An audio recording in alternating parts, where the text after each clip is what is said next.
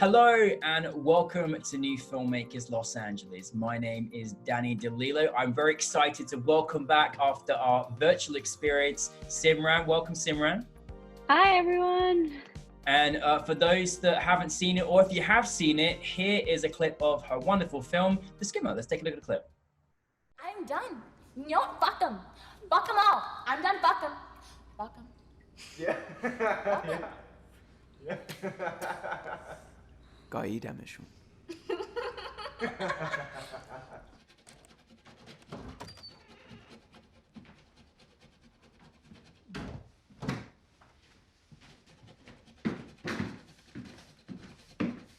Hello? Please get the apples, cut them. Simran, I'm so glad to have you back, and I'm sorry we can't give you the physical experience of a film festival, but this is a delight to share the space with you. And you know I love your film. I've told you a gazillion times, but for those that haven't seen it, tell us a brief synopsis of your film. Yeah, so my film revolves around a first-generation Persian Zoroastrian teenager who is coming to terms with her dysfunctional relationship with her mother and pressures from her high school and her high school sports, and learning to grow from both those relationships and talk to her mom finally about how she's feeling and encourage her mother to talk about her stressors too. I love it. I just think I was so involved in the characters and the story, and just, you know, the coming of age on top of everything else that you're going through in life. The journey of just, you know, realizing your parents have led a different and had a different experience, and how you relate to that, particularly, you know, when people are from different places. Like, it's a lot for people to go through and take in and have a communication about too. And you just articulate it so well. Where did the inspiration come for you in saying, right, I want to turn this into a film? Yeah, well, the inspiration came from my own relationship with my mom. And I think that it was one of our first adult conversations that we had. I think I was around like 16. And I remember her asking her about her experience in college, and she was engaged at 17. And I remember asking her about her experience in college, and she explained everything that she went through. And I was like, wow, like, you've been through the same stuff, but we feel so far apart from each other. And I kind of wanted to show that as a teenager, your world is a bubble, and you think that everything bad that can happen is happening to you in that moment. And you forget to take your parents on that journey because you feel like they've forgotten somehow the life that they've lived. Mm-hmm. And so I kind of wanted to shed light on two women coming to terms with the fact that this is something that they have in common, and they should talk about, irrespective of a culture that does not necessarily promote talking about your feelings, especially because the mom goes through a divorce. So it's a tough time for both of them, and learning to grow from that. That was my inspiration. My mom has read my script and so many drafts of it. Yeah, she's been really helpful throughout the process. Oh, that's nice. Nice to have you. So your mum got a credit in the film then, right? So yeah. Yeah. Very good. Keep it in the family. Yeah. No, but it was, you know, it's also because there's like you just said, there's so much as a teenager that is just in your world. And you know, I think the one great thing about almost getting older is you realize all that pressure you put yourself under it, you know, you kind of hopefully don't continue that in your life. You just have different problems and different worries. But at the time, it's a lot to go through coming of age and growing up. And, you know, I think you just, you know, capture just her life and experience, you know, of you know, your protagonist, of just, you know, just what the daily rituals are and what you go through. Was that kind of something you kind of wanted to have from, you know, both sides, as well as your own experience yourself, you know, with the protagonist? Yeah, I think, well, I grew up in Mumbai, and a lot of the times, a lot of my peers, girls, boys my age, everyone my age, had this experience of the West as like a benchmark for success. And so they kind of have this idea of how American families are, and it's what you strive to do, you know, the American dream.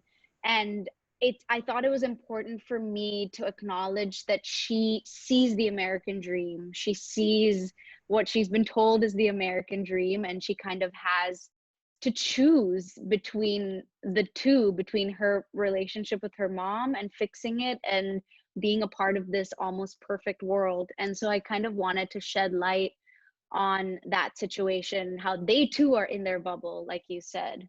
Yeah, no, you did it. You did it so well. And, you know, obviously the thing that brought this whole journey and the thing together is this, you know, the character is an excellent swimmer. And I love that, you know, this was sort of like the flow through, you know, thing that kind of brought all these different worlds sort of together.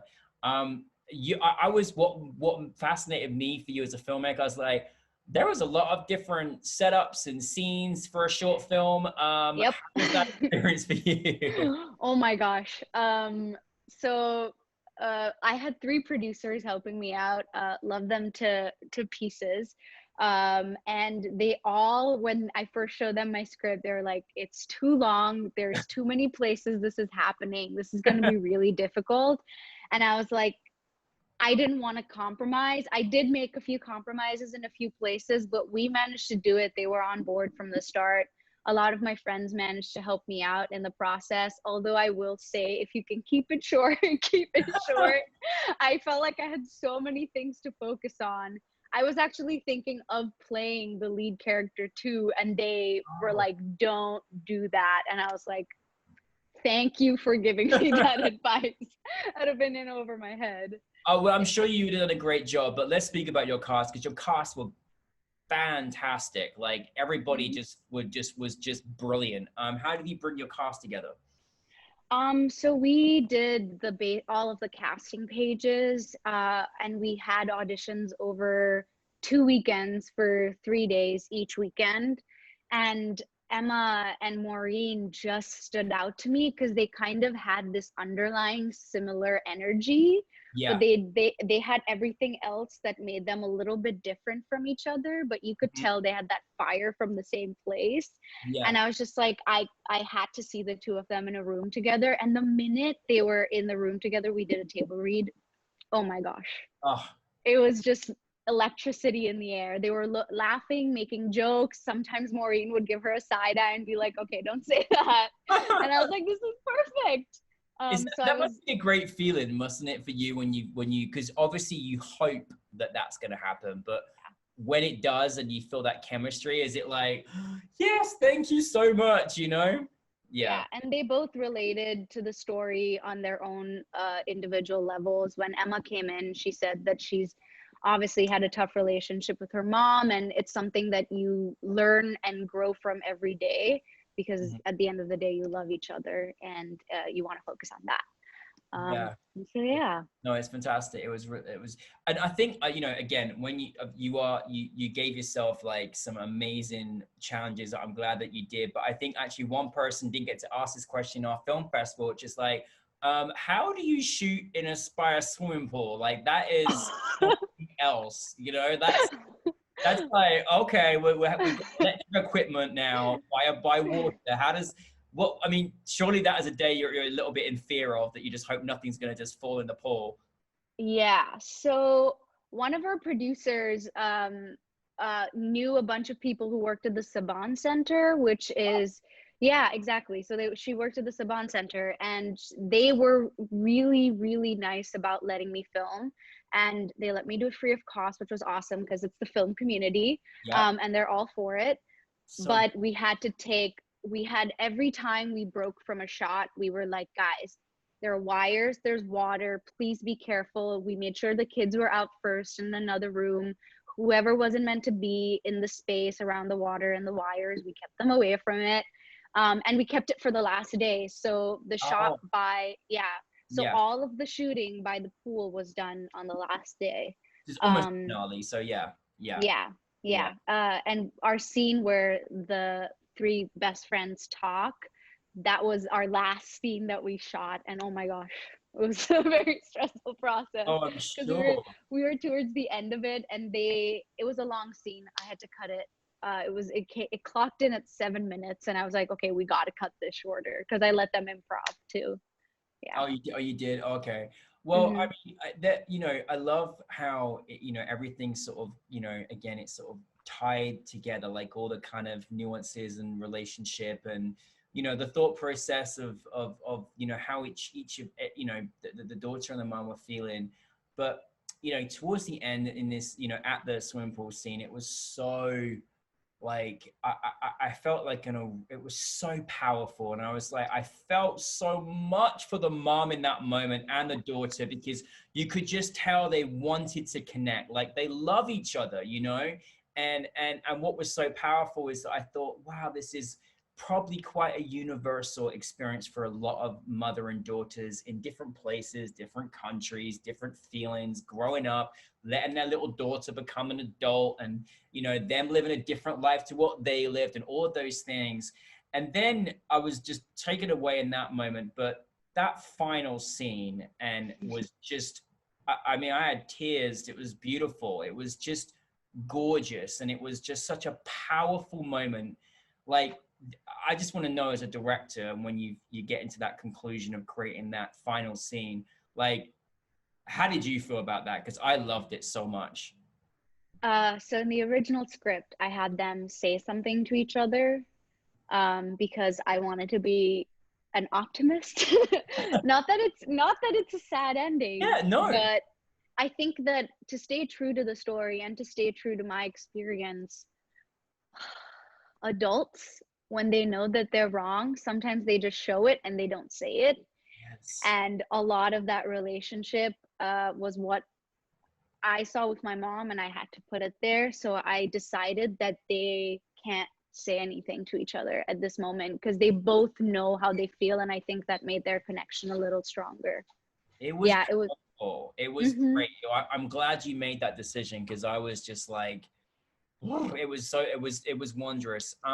Well, I mean, listen, you had an intention of obviously how you felt about creating this particular story, and what inspired you. What did you want your audience to take from it? Like, is there elements there that you just hope your audience would take from it? Yeah, I remember watching Lady Bird in the theater and not understanding why I cried so much. And I think it's because it was the first time where I saw a mother-daughter relationship portrayed pretty close to how I had my relationship with my mom.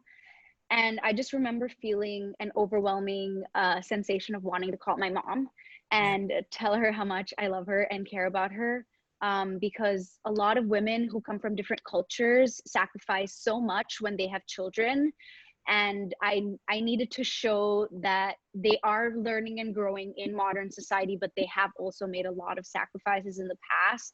And I hope that someone like me who watched this film called up their mom and were like, I appreciate you, I love you, you've gone through so much to be in this country or be in this world, and make sure I'm the happiest human being alive.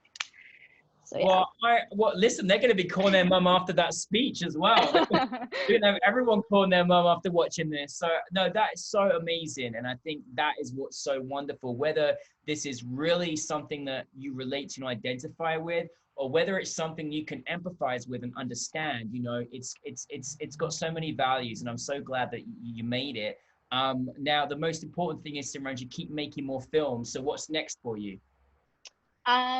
Another mother-daughter feature. Yes, yes, there we go. Yeah, so I'm currently working on a feature with my manager. It's parallel timelines of women growing up in different cultures again. I love it. I love it. Well, I listen. I love your take, and how you give it to us in a film. It's so powerful and wonderful. And I'm like, just give us more, please. Just share more with us, because these are, you know, not only are they great stories and they're obviously entertaining us, but they've got such great morality to it. And I hope, you know, are able to help people as well. You know, I really Yeah. think a lot in there, in your storytelling. So And all the films that you guys had throughout this festival, I was blown away and so lucky to be a part of it. I feel like every film that I watched had something that stayed with me. And so I'm really lucky to be a part of it too. Well, I mean, I know we had it obviously in this kind of virtual fashion, but what was it like having your film open up to the audience? Did that feel really good? Because you got a lot of people just loving the film. Yeah, I remember before getting on here, and my roommate was watching the Q&A session too. I was so nervous. I was like, what if no one asks me a question? And someone asked me a question, and I was so happy about it. But yeah, it felt great. The overall process was amazing, and all the other filmmakers had such great stories to tell as well. So it was awesome to be in that space with them. No, it's really wonderful. And last but not least, for anybody else out there that would like to follow in your footsteps, maybe make a story that is personal to them or challenging to them, like, do you have any advice that you could, share with anybody out there that would like to follow in your footsteps? Yes. I feel like every professional panel I've seen says the same thing. If you know the story and you feel it in your bones, put it on the paper. Put it on a paper, and people will be lapping it up because it's your story and it's original. And there's nothing more valuable than authenticity. So be true to yourself. Oh, goodness me, this is wonderful. I bet there's literally gonna be people also calling their moms and then going off to write their script. So I hope so. you've done it. It's no, Simran, we're a fan of you and we love your work and we need more. And so listen, best wishes with creating your feature project. I can't wait to see it. And welcome to our filmmaking family. And congratulations. Yeah. Thank you so much.